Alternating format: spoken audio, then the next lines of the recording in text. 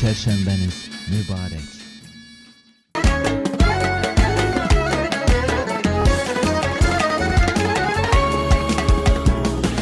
Su gelip taşa değdi, ah bu gece bu gece bu gece.